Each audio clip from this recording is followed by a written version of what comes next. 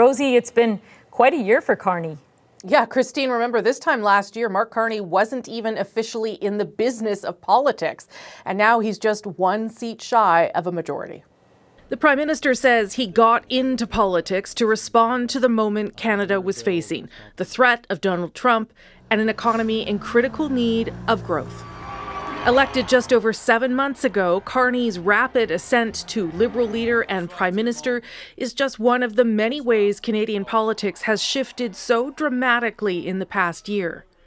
Carney came close to a majority, but it was a decision by two former Conservatives in recent weeks to cross the floor to join the Liberal caucus that has brought him even closer. Carney sees those defections as a sign that how he is addressing the country's challenges is what is needed. I think that there is a spectrum of MPs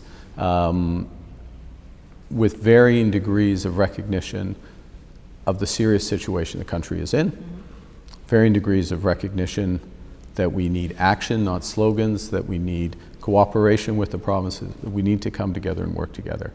Carney would not say whether there are ongoing attempts to recruit more members of Parliament to his side, but he did have an answer to Conservative leader Pierre Poilievre's criticism that the Prime Minister should be respecting the will of voters and not trying to make, quote, backroom deals. I want to go back to what my question was, which was, are you comfortable getting a majority government through people crossing the floor? I am comfortable commanding the confidence of the House of Commons and getting through the House of Commons, getting support in the House of Commons and votes, and obviously votes and support in the House of Commons for legislation that is going to protect Canadian communities, that's going to build this country, that's going to make our country more independent, more sustainable, more prosperous. Of course, a large part of what got Carney elected was his promise to stand up to Donald Trump.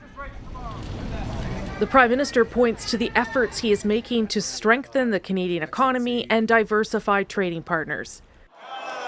So far, though, there is no tariff deal with the U.S. president.